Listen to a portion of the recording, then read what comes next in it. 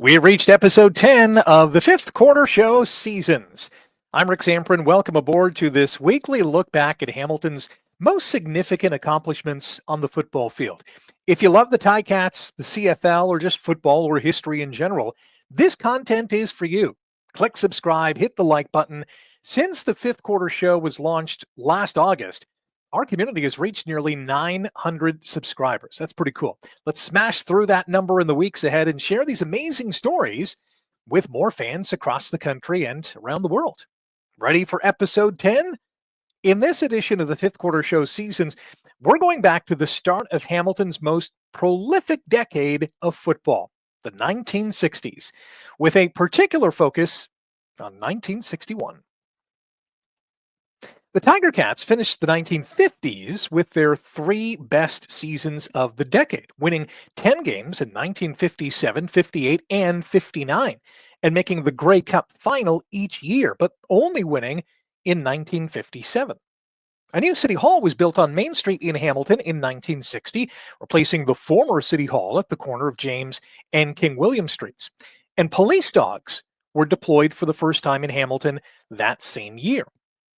Now, the Canadian Football League had officially formed in 1958, and 2 years later, the league recorded one of its first big changes.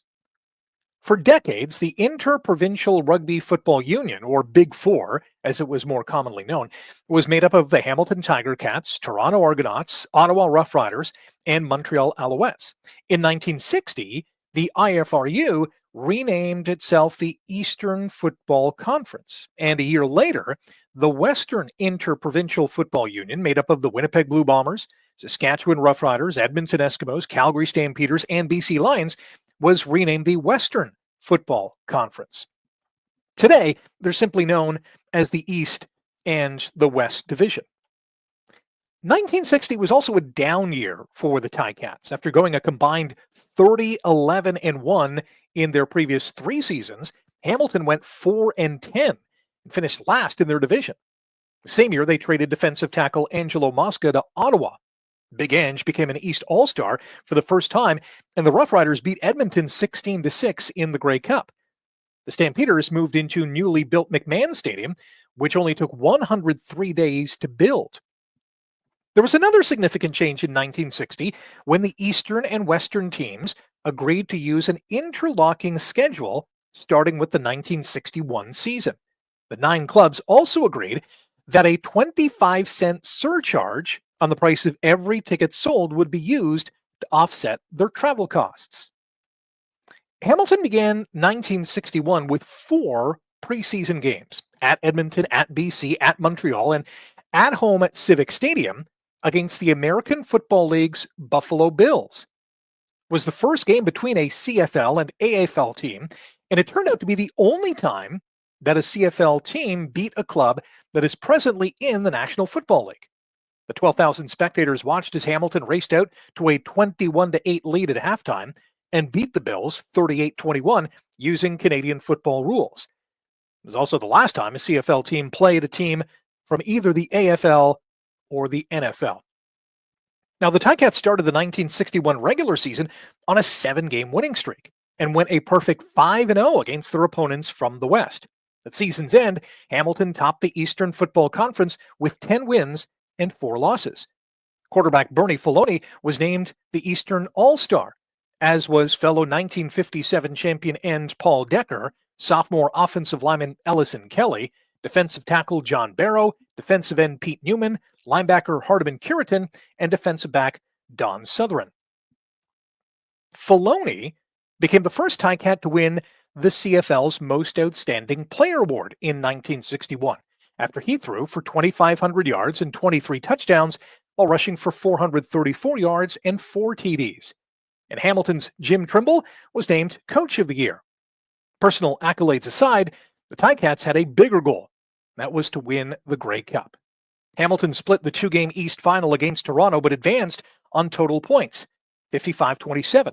Standing in Hamilton's way of achieving football glory, yet again, was Winnipeg.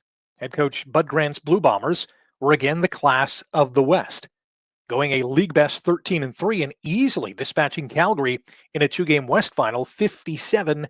15. The 1961 Grey Cup was played at Exhibition Stadium in Toronto in front of 32,651 fans, and to this day remains one of the most memorable championship games in league history. It was also a physical affair, to no one's surprise, given that this was the 5th time in 9 years that Hamilton and Winnipeg had met in the final.